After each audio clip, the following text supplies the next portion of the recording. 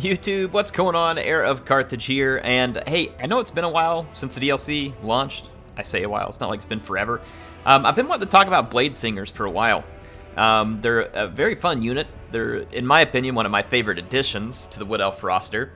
I don't know that they have a ton of role in multiplayer. I think they could in certain niche matchups, and you might be able to learn something about that here.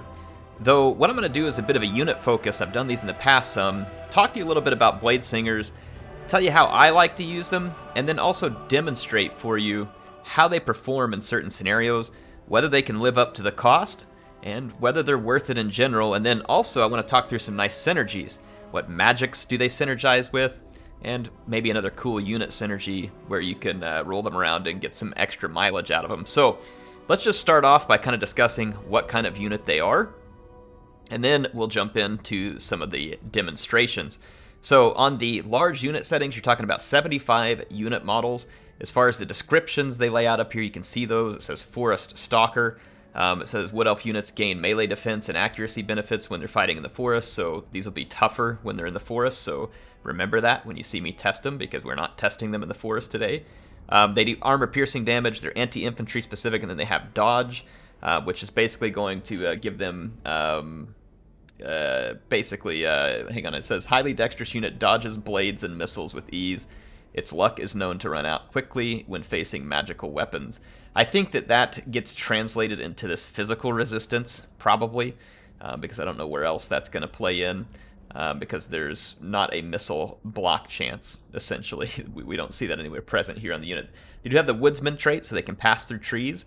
They can hide in the forest, of course. They are immune to psychology, and they have a special ability called Whirling Death. If you click this, it basically transforms their damage to where they output a lot more base weapon damage at the cost of 10 armor piercing damage. So basically this unit can be good against both high armor infantry and low armor infantry.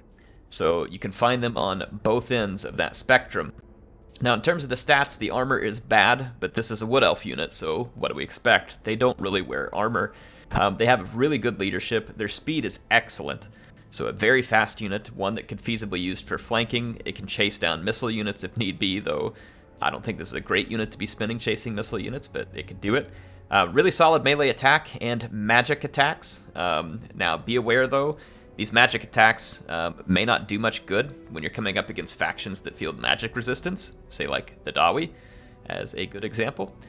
Melee defense, so pretty solid melee defense, really, all things considered, which kind of makes this unit much more survivable than it looks at the outset. By the time you combine 20% physical resistance and 42 melee defense, this unit's going to be fairly survivable against other entities that aren't doing, say, like massive charge damage, where they're like a cavalry unit or something like that. Now, as far as the weapon strength, now this is without Whirling Death being active. It is 26 AP and 10 base. If you flip it over to Whirling Death, it becomes 35 base and 16 in terms of armor piercing. So that's what it flips to. So it's a very nice combination, up to 51 weapon strength whenever you flip it around, but remember that it's not as focused on AP. They do have a bonus versus infantry that was in there as well. I don't know if you all caught that. It's 8, so they'll do an additional 8 versus other infantry units, and then a 30 charge bonus is very solid. So that's the type of unit they are. They're a heavy damage dealer, good against armor, but can also be very good against units without armor. You have to remember to use that Whirling Death ability. So that's the type of unit. 1,200 cost. It's pretty expensive. It is pretty expensive, and like any elite infantry unit, you're going to want to be considering when to field these units. In multiplayer, the thing you got to be careful of is that when you bring a 1,200 unit of infantry, little missile fire, little magic, and your opponent can quickly pay back their investment into whatever they shot you with or used against you, because you have so much invested in one spot. Now, it doesn't mean that they can't ever be used. Just saying, that's why I mentioned earlier, it's probably a niche thing, because they have to be protected. Now, in campaign, where money is less of an issue as long as you're managing your realm well, Bladesingers have a lot of viability, and they add a ton of potential damage to the Wood Elf roster that is outside of missile units, which is already a huge amount of damage. So the Wood Elves can really put out some serious damage with these ladies on the battlefield. Now let's go through a couple demonstrations, which I think will kind of help set a baseline, and it'll also help us understand whether or not they're going to be able to pay back their cost in certain scenarios. Alright, so the first test here is against Cargonet Executioners. Cargonet Executioners also have a bonus versus infantry. They have heavy armor at 100. They have kind of so-so melee defense, really, at only 34. Decent melee attack, but what really goes good for the Executioners is their weapon strength. When you break it down, they do a ton of AP, and they have a very good bonus versus infantry of 14. And then they also have the murderous prowess, which is going to increase some of their skills whenever they get closer towards, or whenever that rage bar, or whatever they call it, fills up. Now, I wanted this battle to be a good baseline to let you see these two units cost the exact same. The Executioners are the specific type of unit, I would say, that Bladesingers are meant to destroy. And there's more than one place that Bladesingers are going to be good. But I'm just saying that this is a very specific scenario that should be very good for the Bladesingers. So what you would expect to see here, hopefully, in order to make the Bladesingers kind of justify, is a convincing win. And that's what we're seeing so far. The Executioners lack some of the charge, and melee defense combined with physical resistance makes up a pretty big deal here. You can see there was the same number of Executioners as there was Bladesingers. There's only 16 Executioners left, 30 Bladesingers left.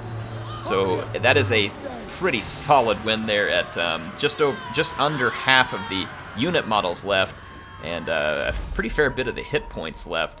Let's go take a look at the end screen here so you can see the value that you get here. And they did.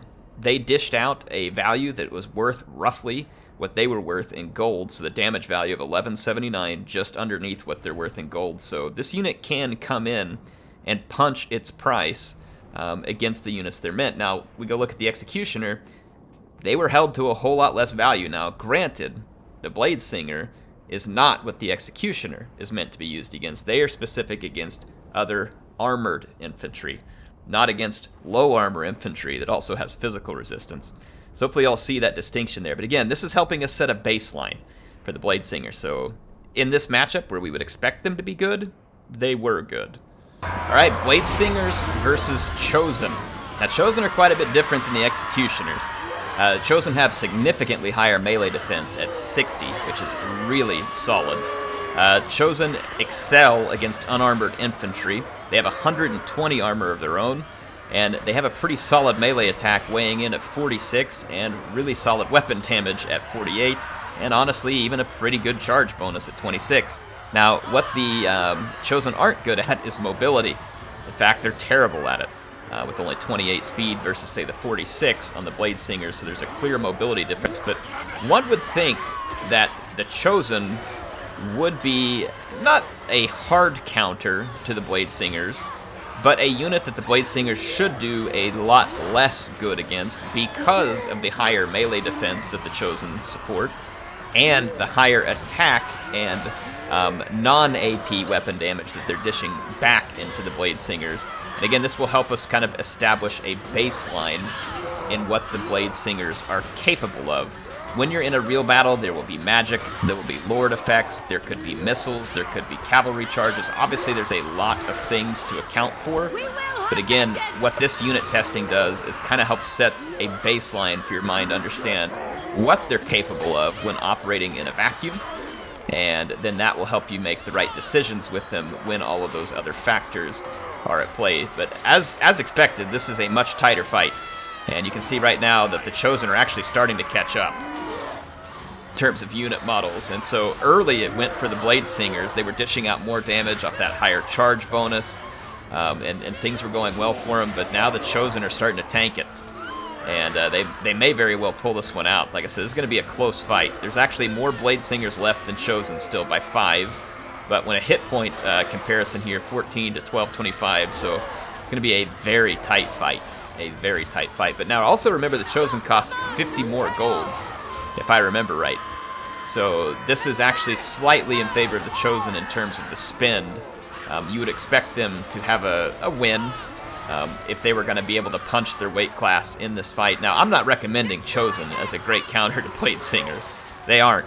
I wouldn't be taking anything elite and high armor infantry against Bladesingers. You're just feeding them, right? Even if they lose, you're feeding their abilities.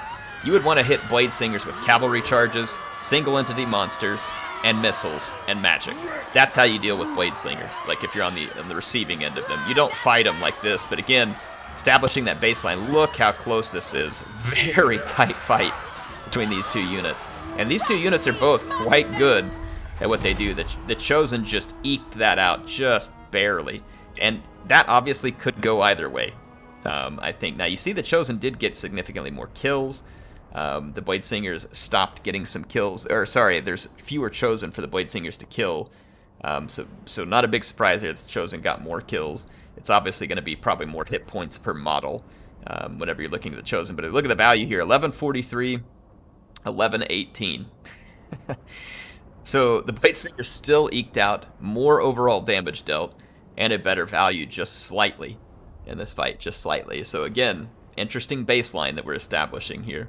All right, the next test is 3 Empire Swordsmen. And the idea here is that the 3 Empire Swordsmen cost exactly what the Bladesingers do, and I have used the Whirling Death ability and flipped them over to do their extra non-AP damage. So you can see it here, 35 base, 16 armor piercing, 8 bonus versus infantry still. And the question is, can the Bladesingers get a win even when they may get, let's say, mobbed by cheaper units? And if you all want to know, just for fun, I actually tested this against peasants too. And peasants are probably one of the most cost-effective units in the game. It is very difficult for any unit to kill enough peasants to pay for the gold invest in the peasants. Now, the reality of that is that a player can't afford to have, you know, like 12 peasants in their army. Like, it'll take up all the slots and they can't do it. But I'm just saying, if you ever did it in a vacuum, it's very difficult for units to pay for itself based off peasants. So peasants, people may not know it, but just for the cost to performance ratio, peasants are actually insane. Yeah, I know. Crazy to believe. Anyway, look at the Bladesingers here. 104 kills already. 4 kills here, 1 there, and probably hardly any on the other sword unit over here. Yeah, 1. So the swordsmen are getting absolutely crapped on. I mean, like, just dumped on. And it's not surprising. With Whirling Death activated, the Bladesingers deal tremendous damage to anything low armor. Now, we've seen high armor, and we've seen low armor. What I'm going to do next is take it to, like, middle of the road. So how do the Bladesingers stack up against something like Soros Warriors? They're middle of the road at, like, 60 armor. So do you leave the Bladesingers in their default? Do you use the Whirling Death? Does it make a difference? Can the Bladesingers trade good with something like Soros, which is a more middle-of-the-road unit that does higher weapon damage than this low-tier stuff? But you're seeing here that, like I said, the swordsman absolutely getting crushed. 170 kills now. It's going to be climbing, so this is just a matter of time for the Bladesingers win here. I just wanted you all to see this, so if you want to bury the Bladesingers in cheap units, they'll take it. You know what I mean? So that's not a great strategy per se either. And again, I've already mentioned, like, if I was dealing with the Bladesingers in multiplayer, I'd be using artillery, magic, missiles, monsters, or cavalry, which is all the thing. It's many things that Bladesingers aren't good against, right? This is more for a campaign demonstration, though, just to show you they're good. Now, interesting enough in this fight, though, they still hadn't paid for themselves. But let's be honest, they had enough hit points left to potentially pay for themselves. And it's because some of the sword units rout. That's the reason why they hadn't paid for themselves, even though, like, the spend is equal. Just want you all to see that there. They'd have to kill probably 4 units of swordsmen, and they probably could in a head-to-head matchup using Whirling Death. So is the Whirling Death an effective tool for switching the Bladesingers to being better against low-tier infantry? Yes. So what do we know so far about the Bladesingers? They are good in almost every infantry fight that's out there. Like, that's going to be almost always true. They're just good because they can switch between Whirling Death and their standard. Now, again, let's take a look at the middle of the road here with some Soros Warriors. All right, here's the Soros Warriors. There are 2 of them. Some of you may be saying, Arrow, that's like 1,600 gold versus 1,200. It is. It is. Again, this is just going to be kind of a baseline against units of this weight class. Soros Warriors, 60 armor. Their melee attack and melee defense is kind of, you know, I mean, for its price, it's good. But compared to the Sisters, you know, it's under par. Their charge bonus isn't great, but where Soros Warriors are going to make things up is at 52 weapon damage. When they do land a hit, it's going to hurt. So Soros Warriors, when they land a hit against the Bladesingers, it's going to hurt a lot. This middle-of-the-road armor kind of puts the Bladesingers in a weird position. Their AP value here isn't wasted because they're 60 armor, but it's not as well used as it would be against, let's say, 120 armor unit, right? So it's going to be harder for you to gain value, I think, out of this fight against the Soros Warriors. And we'll take a look at that when we get to the end screen. You can see that the Sisters are not going to be able to overpower 2 units of Soros. I wouldn't necessarily expect that because of the spin difference, but again, you never know what you end up in. And this is a standard stance right here. We're not using Whirling Death. Let's fast forward, and I want to get to the end of this and show you. It is a long fight. The Soros Warriors get beat up. It's not an easy fight for them, so the Sisters do perform very admirably. But again, that was without Whirling Death. You can see, let's head to this end screen. 114 kills, double chevroned. They picked up a value of 1307, so they definitely hit at their value. The 2 Soros Warriors couldn't pay for themselves in this fight. However, they did stop the Bladesinger from winning, right? But again, just trying to give you an idea that there's limits to these Bladesingers. You know, they're not going to just tackle 2 Soros Warriors head to head, despite, you know, being really good. Again, I know that's more spin. I'm just saying they have their limits of what they're capable of, and they clearly met their limit there in terms of where they'd actually get a victory. But in terms of value, they still hit their value, even in an overwhelming fight. Let's check this out. I'm just going to go straight to the result of what happened when I used Whirling Death. So let's remember that.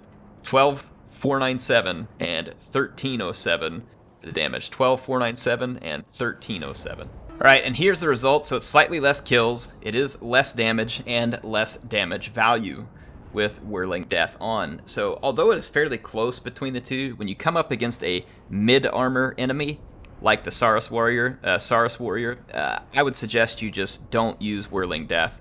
I would use Whirling Death for everything at probably 50 armor or below. I don't know if that's the exact break point, but clearly it worked very well against the Swordsmen.